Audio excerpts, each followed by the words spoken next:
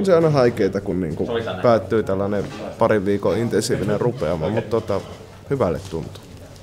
Viimeistä kuvaa aletaan kuvaan tässä 5 minuutin sisään. Hyvä on fiilis. Erittäin hyvän näköistä kuvaa on tullut.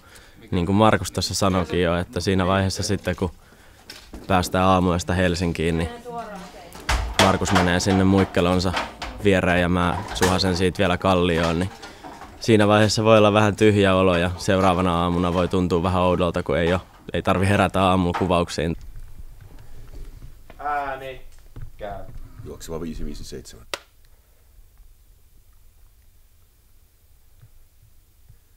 Sun pitää tulla hakemaan mut pois täältä.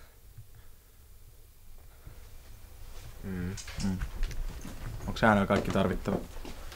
On. Purku.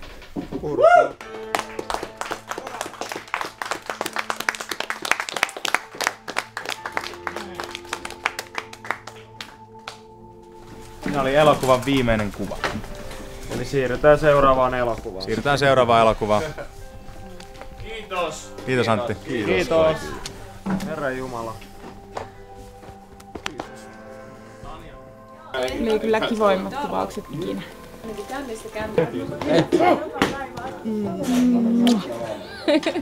Nyt on vähän helpottunut.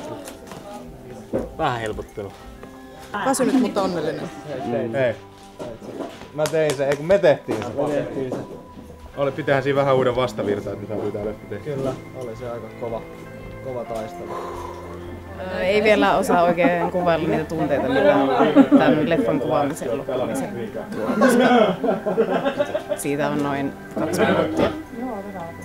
Mutta mä kyllä uskon, että tulee ikävä ja semmoinen tyhjä olo huomenna. Mutta nyt on onnellinen, että päivä on taas ohi. Ne ilmeisesti kuvastaa tätä mun meininkiä, että mä saan silmäympärysvoidetta vitamiini.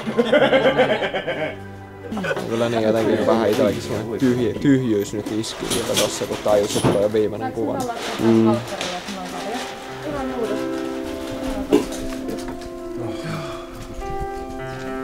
Hämmentävää.